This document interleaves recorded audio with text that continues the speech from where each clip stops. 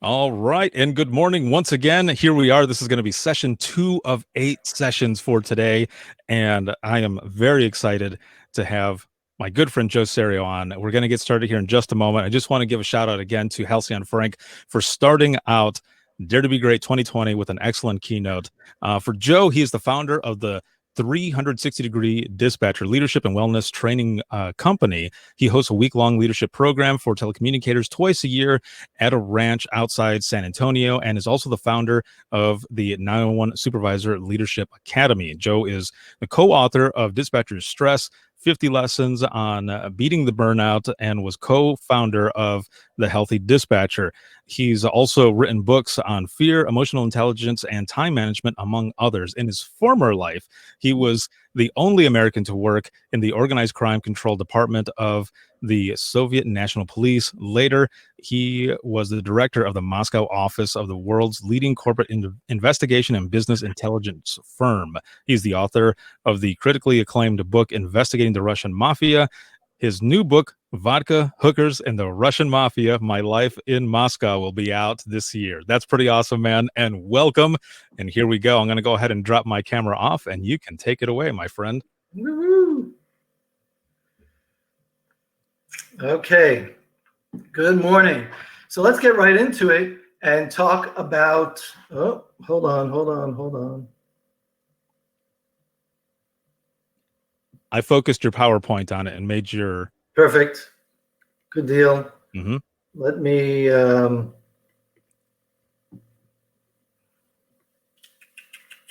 technology.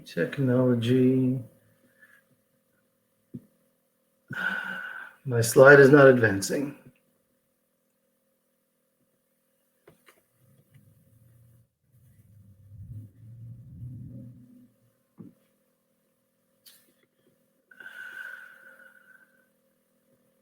Ricardo. I can always drop this off and you can reshare it if you need to. Okay. Let me close this window here. Now it's all you, and then you can reshare it.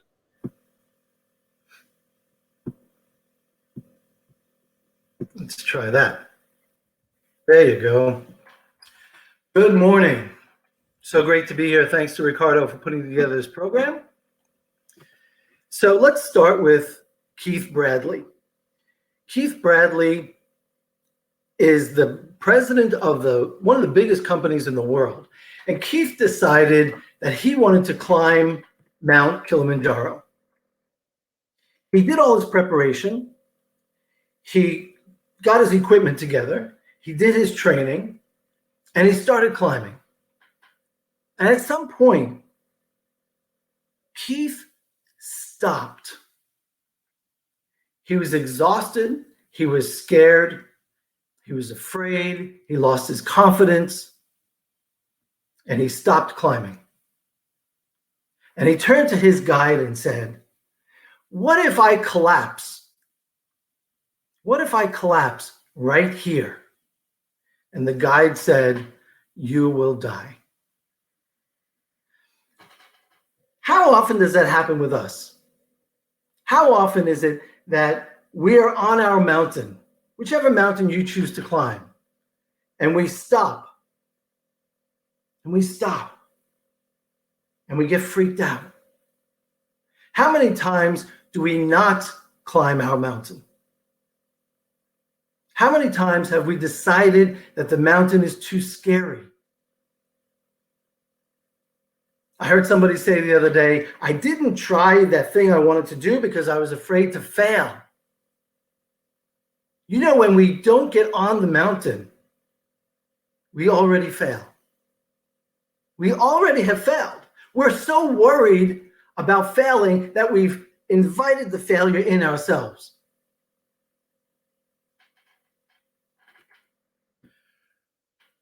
Imagine that you understand your fear better than you ever have. Imagine that you have a toolkit that's overflowing, that you have the tools, the mechanisms that you can handle anything that comes your way. How would you feel How would you feel if you uncovered the secret to your greatness? It would be a game changer, wouldn't it? It would change your life. We've called this thing a conference. Our gathering today, we've called a conference. It's not a conference. We had to call it a conference to get you to sign up, right? But it's not a conference. What we're doing the next 3 days is a map-making class. It's a map-making class. You get to draw your map. You get to draw the map of your life. You get to rethink the map you may have in place. You get to think about, where is it I would go in my greatness? You get to think about, if I could manage my fear, how would things be different? We're here to make maps.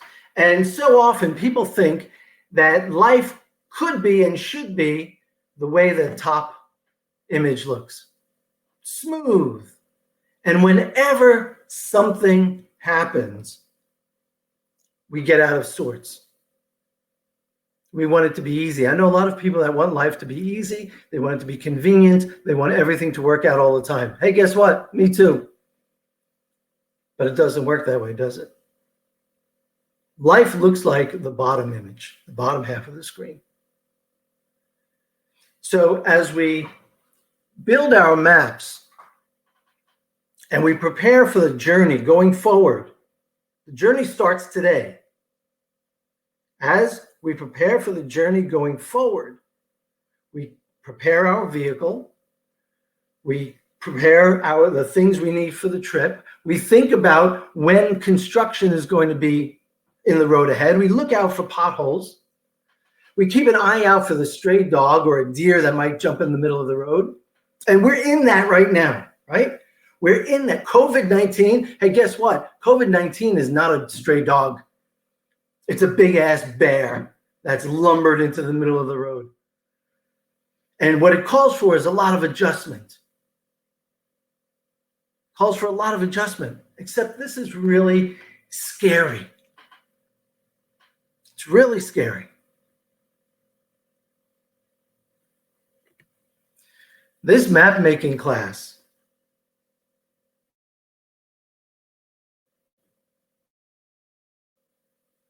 there are two words in that sentence, dare and great, that can evoke all kinds of fear. I can't be great. I don't deserve to be great. I'm not smart enough to be great. Who am I to dare? It's scary. What if I fail? What if I can't do it? What if I bomb it? What if my slide deck doesn't work on the presentation? Whatever. Here's the question. Are you living a what-if life? Are you wringing your hands, worrying about,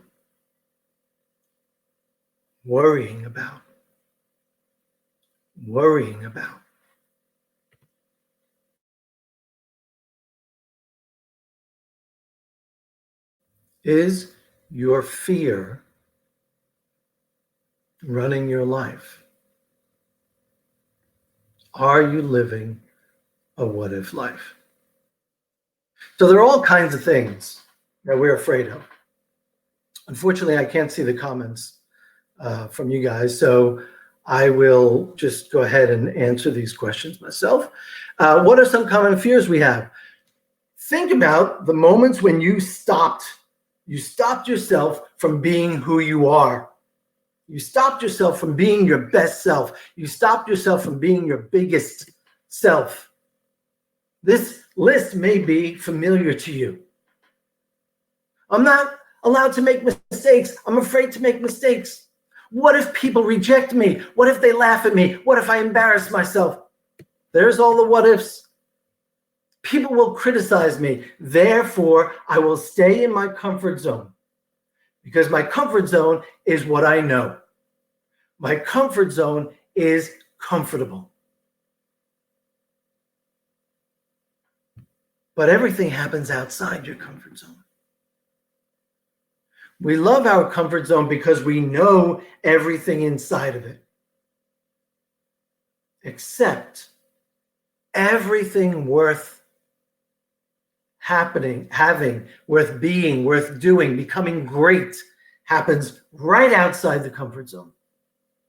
We have to dare to take the step right over that line, right over the line, to get outside of our comfort zone, because that's where our learning takes place. That's where our growth takes place. That's where we figure out how to deal with our fear. What if people leave me? What if I'm embarrassed? What if or love? What if I fail? And then everything comes into play. If I fail, people will make fun of me. If I fail, I'll be rejected. And what if I succeed? I've met so many dispatchers over the last 7 years who have said, I want to be a supervisor, but I'm scared of the process. I'm scared of the interview. I'm scared of what if I was hanging out with my friends last night, drinking beer, being their buddy, and today I'm their boss? What if they leave me? And we take our greatness and we shrink it. We shrink our greatness. Where is your power? We give our power away. We give our power away to other people because we have decided, we have convinced ourselves that we can't. If you think you can, you're right. If you think you can't, you're right. You give your power away. God knows I've given my power away countless times in my life. And the only thing it did was to serve me to make myself smaller.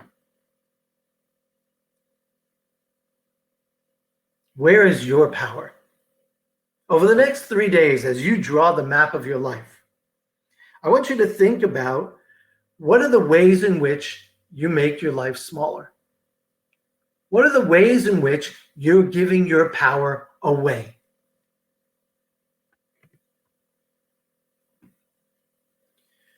You have a story in your head.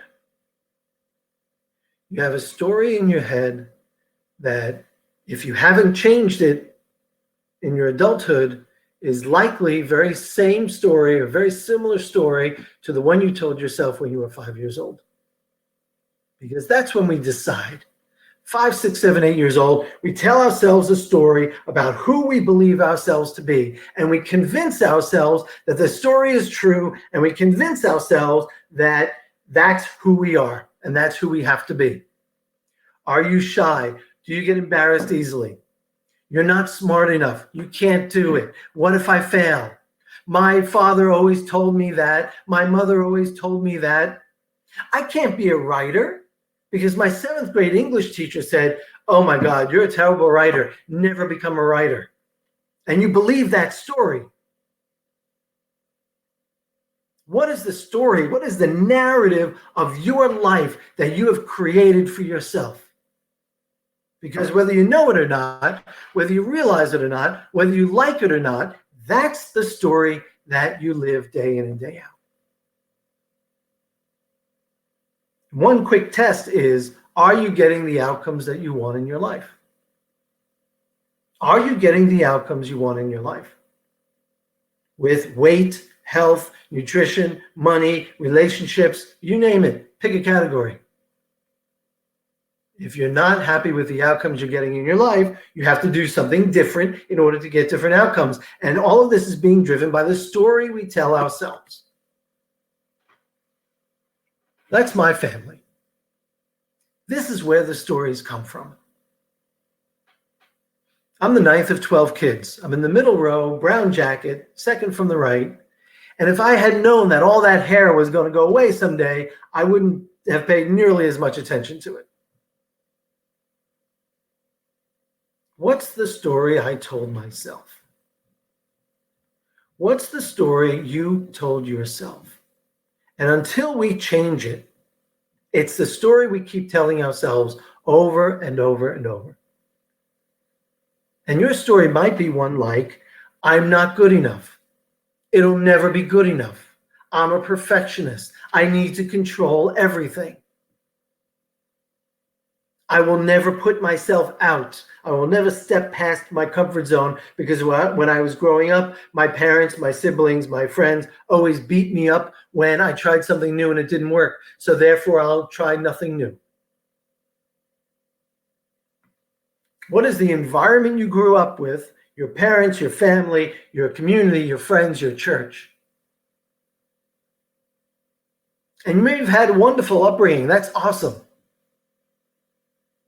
Think about, what is the story that you left your childhood with? Then the other piece is, what excuses are you using? I asked this question in class once. I said, tell me about your butts. And a lady started answering, and she said, well, it's too large. It's a bit mushy. No, stop. That's not the kind of butt I wanted to hear about. What are your butts? What are the things that you're hanging on to? And think about this for yourself. In your head, in your best whiny voice. It'll be difficult. What are all the things that you've told yourself to stop yourself from being great, to stop yourself from even daring to be great? It'll be difficult. It'll take a long time. There will be family drama. How many times have we censored ourselves? And of course we all do, but how many times have we censored ourselves from being ourselves, the core of our best self, of our real self, of our true self, of our great self, because we were worried about upsetting the apple cart? One of the stories that I grew up with was, don't rock the boat. Don't start conflict. So what happened? Of course, there was conflict, which was never resolved. But I don't deserve it. I can't afford it. No one will help me. What are the excuses that you're using to stop yourself from greatness? So here's how this works. We have our fear. Our fear is really close to us. We have it our whole life, whatever your version of fear is. And then we put our excuses around it. We build our walls of excuses, one brick after another. One brick, it will be difficult. One brick, it'll take a long time. One brick, I'm not good enough. One brick, it won't be perfect. And instead of releasing some of the fear, we've convinced ourselves, we've justified, we created rationalizations for accepting the excuses and not doing anything with the fear. The fear has to go somewhere. We're never going to get rid of it totally. That's life. When we start something new, there's a new piece of fear. But we have to release it.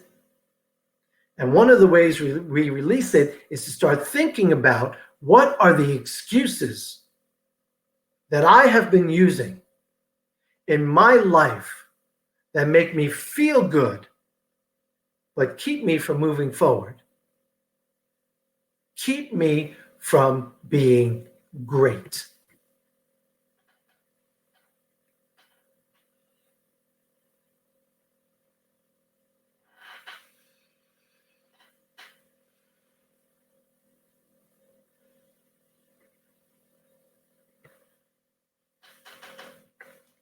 You can decide, forget everything and run. That could be one thing that fear stands for. F-E-A-R. Forget everything and run.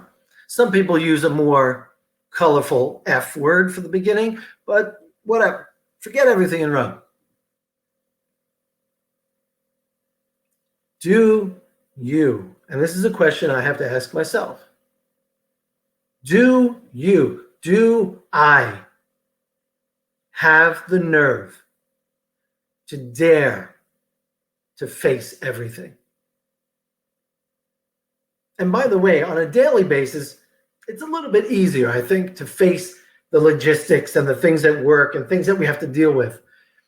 But this conference, right, this map-making class is about how do I go inside to get the nerve. Hey, what am I covering? Why am I scared to be myself?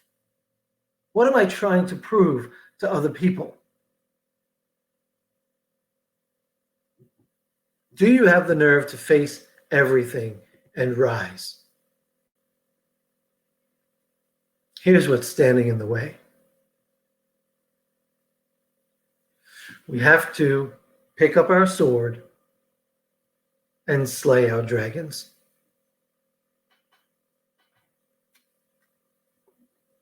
On a regular basis, we have to look into the eyes of the dragon and pick up our sword.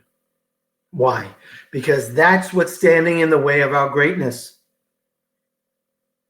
And we have to understand that it comes up over and over on a basis. What is it that you're resisting? So, 7 principles of resistance. I'm not going to dwell too long on this. This is an 8-hour class, so I just want to mention this in passing. Principle number 1, there is an enemy. There is an enemy. The enemy is relentless. The enemy is relentless. The enemy is inside you. The enemy is inside you. The enemy is inside you, but it's not you. The enemy is inside you, but it's not you. My tagline growing up was, I am a piece of shit. Literally, that's what I believed. That's how it played in my head. Nothing will be good enough. 97 on a test was a failing grade. Can never make the old man happy enough. Can't get the pat on the head. And so I translated that into meaning me, that I am broken, that I am wrong, that I am defective, that I am the enemy. The enemy is inside, but it's not you. The real you must do battle with the resistance you. That's our small self and our big self. Our small self is the one that is filled with hatred and jealousy, gossip, criticism, constantly blaming, torpedoing the morale in our comm center. That starts inside, regardless of what's happening around us. It starts inside of us. How often have we heard dispatchers complain about the callers and the frequent flyers and our idiot supervisor? And then we go home and we take all this aggravation and dump it on the people we're supposed to be closest to in the world. I get home, I kick the cat, I yell at the kids, and I take all of this poison that I picked up at work and bring it into my sacred space. But that doesn't make sense, does it? Because those people are never going to change. The calls are never going to change. If they change at all, they're going to change for the worse. People will not start suddenly behaving themselves, acting like adults. The real you is the patient you, the loving you, the compassionate you, the person that has compassion for themselves. That's the greatness. That's the person we're looking for. That's the person we're trying to get out of hiding, to share with the world around us. Number 6, resistance arises second. If resistance arises second, what arises first? Most people in class say fear. No. The thing that arises first is your dream. The thing that arises first is your thought of greatness. The thing that arises first is the real person you are. And as soon as you make a decision, as soon as you have that thought, you say, I want to write a book. And instantly, after that, the thought comes rushing in. I can't write a book. My 7th grade teacher told me I'm a terrible writer. I can't possibly write a book. The dream arises first. Resistance and fear arises second. Do you want to play music? Then play music. Do you want to write a book? Then write a book. Do you want to be your greatest self? Then be your greatest self. You make that decision first. We'll figure out how later. Resistance arises second. The last one, the opposite of resistance is assistance. That's the whole thing that Halcyon was talking about. That's the whole thing that Halcyon was talking about. Encouragement. Praising. Supporting. Either you're assisting or you're resisting. That's it. I was doing a class and there were 2 dispatchers in the room and they were best friends. And they said, you know, Mary is a dispatcher and she's not that good. She's a little bit older. She's been in the job a year or 2. She should be better than she is, and she's not. And the 2 of them said, we had a choice. We could jump on the bandwagon. We could jump with the clique that was making fun of Mary. Or we could take her under our wing. And we decided to take her under our wing to show her how to be a better dispatcher. You're either in assistance mode or you're in resistance mode. You're either living or dying. You're either great or not. You get to decide. You get to choose. So, what happened with Keith Bradley when he was hiking up Mount Kilimanjaro? He stopped. He was afraid. He was exhausted. And he looked up and he was 346 steps from the top. He was 150 feet from the top. We do that to ourselves so often. And Keith realized the only thing he needed to do was to create a mechanism that he could follow that would get him to his greatness, that will bring him to his fullness. And the mechanism he created is this. He said, I will concentrate on the 18 inches of ground that's in front of my face. And that's it. I will concentrate on the 18 inches of ground in front of me. Put one foot in front of the other. We can't solve all our problems at once. We take it one step at a time. I was doing a class,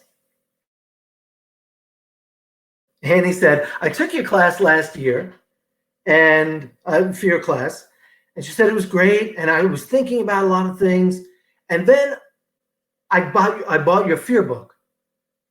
And she said, I was married for 16 years, and my husband cheated on me almost every single year. Almost from the very beginning, my husband cheated on me. She said, I was stuck. I was afraid. What if I can't make it on my own? What will my family say? What's the stigma of getting divorced within my family? My religious beliefs? What is it I think about myself that I convince myself I have to put up with this behavior? Then she read the fear book. And I saw her again in class last October. And she said, I was thinking about getting divorced. Then I read your book. And then I got divorced. And there's a voice inside my head said, oh, shit. So I'm not telling you, when you get off this call, don't go to your spouse and say, the instructor told me we have to get divorced. Yeah, don't do that. Don't do that. But Annie got divorced. She said, I got the nerve. I dare to get divorced. I dare to be myself. And her father came back to her and said, I'm so glad to have my daughter back. I don't know who you were. I don't know who you have been these last 16 years. To be honest with you, whenever you called, I'd screen the calls, and when I saw it was you, I wouldn't pick up. Because it wasn't comfortable, it wasn't nice, it wasn't even enjoyable talking to you. I had no idea who you were. Annie got her father back. Annie got her family back. Annie got herself back. She and I stay in touch. She's on her path of greatness. She's on her journey of greatness. And if you think greatness is huge and big houses and money and great cars, Annie is already great. Annie is already great.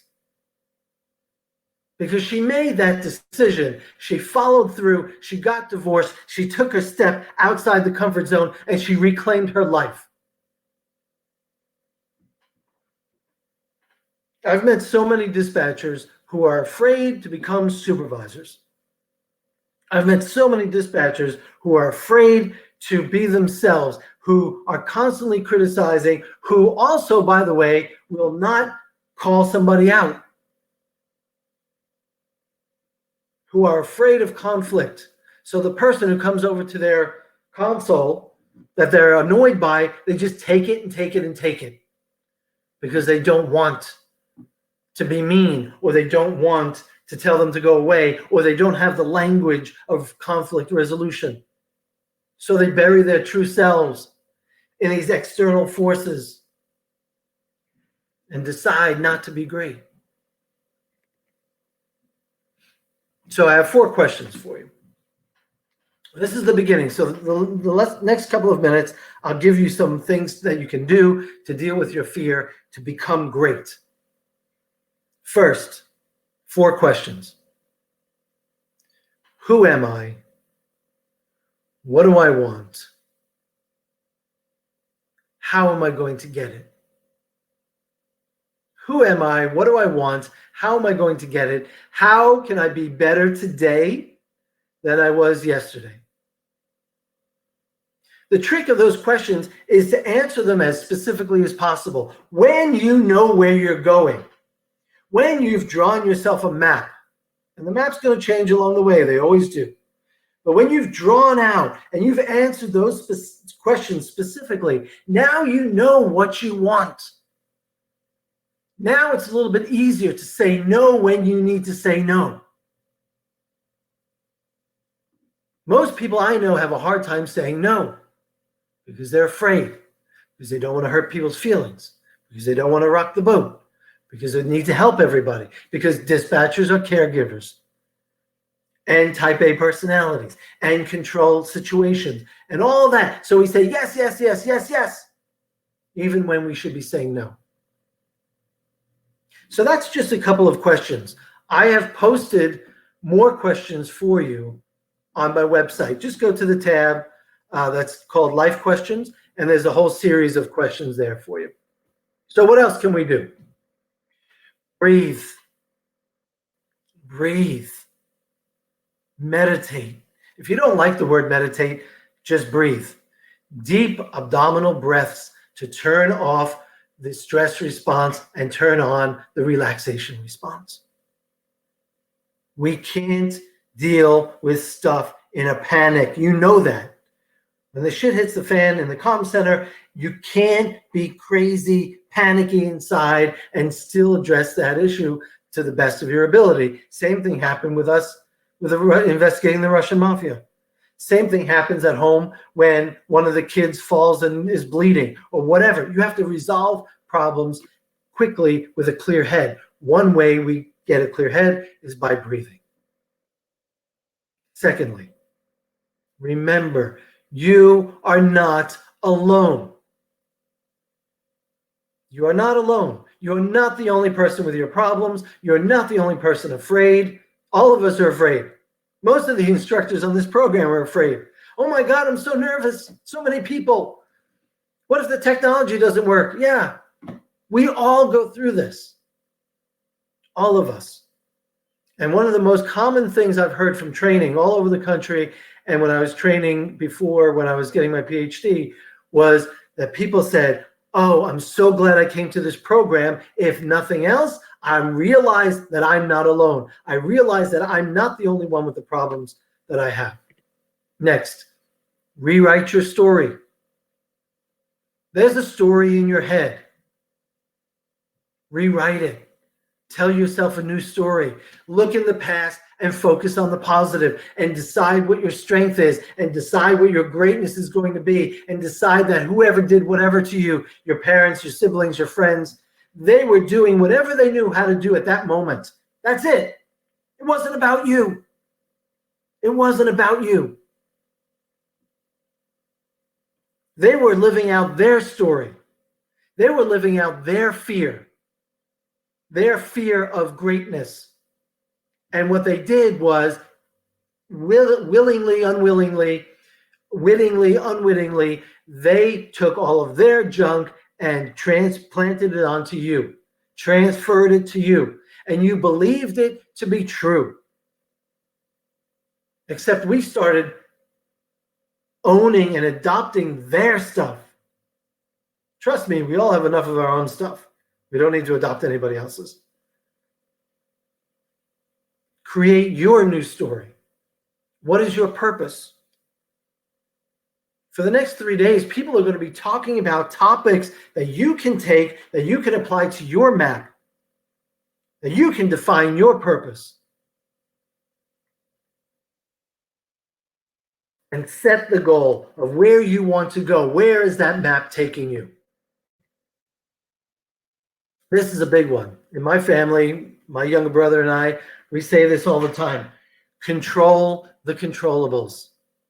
There are so many things in life, most things in life, you have no control over. Except when you want to control, when you want to control other people, when you want to control situations beyond your control, that's your fear coming out, saying, I must have control. You know what? Sometimes we need to let go. Sometimes we need to let go. I've needed to let go of my mother. I've needed to let go of my father. I've needed to let go of needing to prove things to my siblings. I can't control the weather.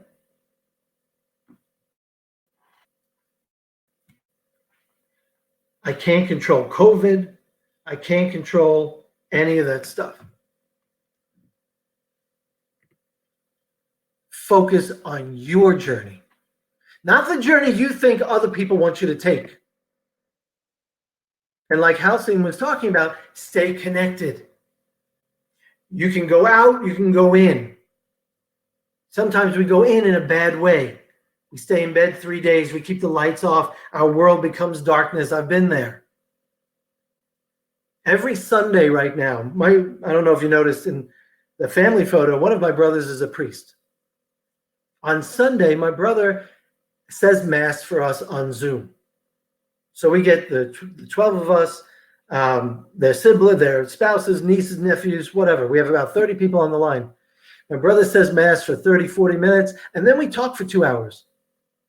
And we just BS. We talk about the world. We talk about, our feelings. We joke around. Why? Because it's a great way to stay connected. Stay connected. Get physical. Move your body. Dance around the house. Stretch. Exercise. Walk. Jog. Whatever. All of these things help us to deal with the fear inside our heads. Prepare your road as best you can. Great preparation is also a fantastic way to address fear. Jump on your Facebook and join Humanizing the Headset. It's an awesome Facebook group. Brendan Sears is doing awesome things. He is living his greatness in service of other people. And I tell you about Humanizing the Headset because last week, Brendan and I decided that Telecommunicator Week is too short. It's a week. Let's do it all year. So all year until next year's telecommunicator week, Brendan is going to be giving away my books. He's going to be giving away all of my books. So jump on that. Make sure you're part of that giveaway. Here's the last thing I want to say to you. There is greatness inside of you. You may not believe it right now. You may be thinking that it has to be huge, that it has to be on television, that has to be money, that has to be property, it has to be whatever. That's not greatness. A lot of you are already great. Digging inside, moving from the inside out, in the service of other people, working through the biggest fears we have, and stepping into our greatness, daring to be great, slaying the dragon on a regular basis to deal with our fear so that we can share our lives for people around us. Everything is connected. Your fear, your time management, your self-management, your communication style, your health, your nutrition, your exercise, the way you sleep, all of it's connected. So when you impact one, it impacts the rest of the system. When you dare to step into your greatness, all kinds of other things about your life are going to change. I've enjoyed my time with you. I can only see my PowerPoint. I can't read the comments and I can't see the video, so I have no idea what's just happened. Hopefully it worked. But if it didn't, I'm not going to be afraid. That's it. Here's how you can reach me. Feel free to text, email, call, whatever. Go grab your guide questions at 360 Dispatcher at the Life Questions tab. And I look forward to seeing you down the road. Thanks so much for having me. Bye. All right. Hold on one moment before you drop down. I'm going to bring myself back up here really quick. All right. So, I have information. Actually, I put your website on here already as a link for people to go ahead and go to. If you click on the link that's on there right now, it says the 360-degree dispatcher. Go ahead and click on it, and a tab will open up. This window will remain there, so you can switch between the tabs. And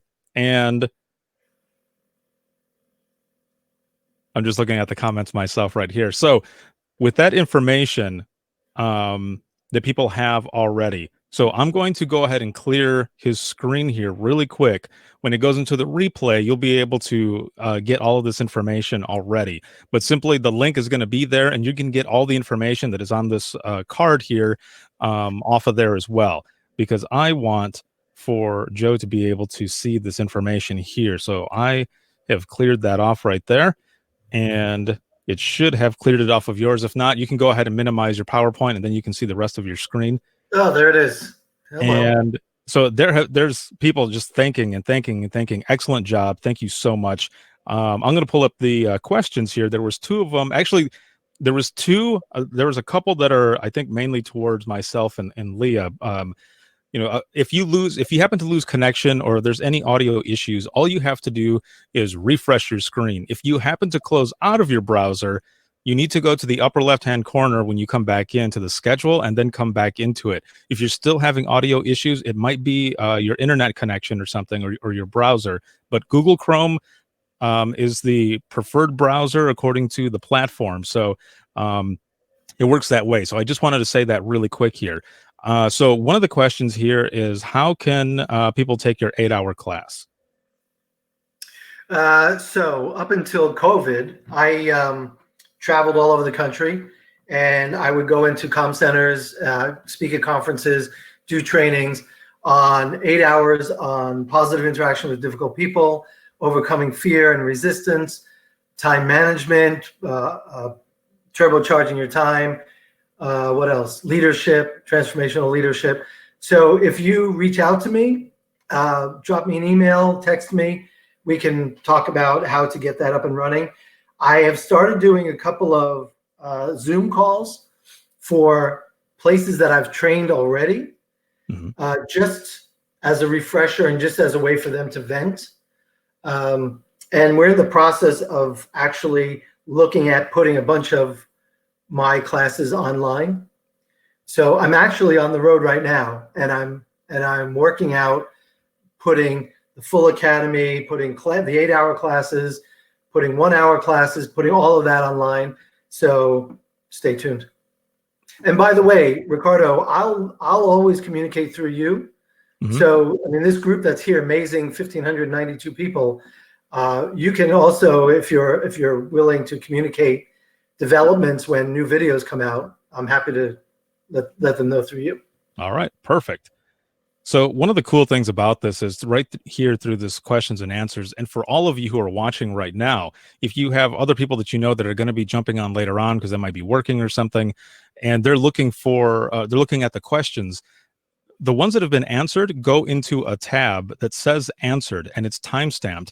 And in the replay, they can simply click on that button there, and it'll take them to the moment that he started speaking when I asked this question. So a very cool option right there.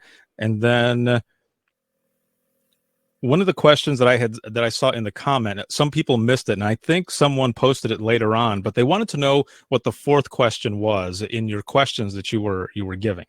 Yeah, so the fourth question was, how can I be better today than I was yesterday? Mm-hmm. So if I can take just half a minute, I'll tell you what the original question was. So who am I? What do I want? How am I going to get it? Those are the first three questions. And the fourth question that I've used in the past a lot was, how am I lying to myself? How am I lying to myself? And I just changed it a little bit, but you know what? I mean, this dispatch audience, we can just put it this way. Am I being full of shit? That's it. Like, when am I full of crap? When am I hiding my real self, my real concerns, my real feelings? How can I be better today than I was yesterday? This is about moving forward. Your greatness is not about perfection, and it's never going to be complete. This is a life journey. And so we move forward saying, okay, yesterday was yesterday. How can I take a half a step forward today to be better than I was yesterday? Perfect. Let me see. Just looking through the comments here. I see Becky Bacon. I haven't seen you in a long time. Hi, Becky. Perfect. Yeah, I think that was all of them here. There's a couple other questions. It's more like housekeeping. Is there a schedule for each day of the sessions that we can print out? I'll put some of that information in a PDF and then I'll post it up. But for the information right now, if you're in here right now, if you just go to your upper left-hand corner where it shows schedule and just click, you can see the entire schedule. But when we end this broadcast here, it'll be just like the first one. I will bring all of you with me into the next one, and then we'll have about 15 minutes before the next one starts. Again, thank you, Joe, so much for coming on here, being part of this conference, Dare to Be Great 2020 for day one as we get started, and it's going good already. I mean, you couldn't see it, however, as you are talking and everything in the comments, and this is probably one of the most amazing pieces of it too, is even though this is virtually done, everyone, what is it that you and I and a lot of other people say when we're speaking? We tell people at conferences, make sure you network, because a lot of that, I mean, the education is big, of course, but the networking alone can be really good. And in the comments, people are networking. They're talking to each other. Some people are saying comments about how they feel, and others are either comforting or supporting. And I think that's one of the greatest parts about how we're doing this right now. So it's been really good. So just as a quick point to that, I met Ricardo at a conference. I met Ricardo networking. And it was only, I don't know, a year ago? Not that long ago. Maybe something like that. Yeah. Yeah. I think it was and really when we really started talking was like 6 months ago. Mm-hmm. And now we're connected to 1,593 people. That's how this works. This is how greatness works. You get connected with each other, and together you build something that you couldn't have built on your own, and it goes out into the world to help people exponentially. It's amazing. Thank you again, man, so much. And for those who are watching, again, the link is there on the bottom. The questions are there. And when I end this broadcast here, it will immediately go into the replay, and you will still be able to comment and such on here. But when I go to the next session, I'm bringing you all with me. So we're going to jump in. The next speaker is going to be Sarah Weston. That is at 10:30 a.m. Eastern time, and it is for empowering the Wonder Women of 911. Thank you again, Joe, and thank you everyone who has joined us, and we'll be jumping into the next one. I will see you soon.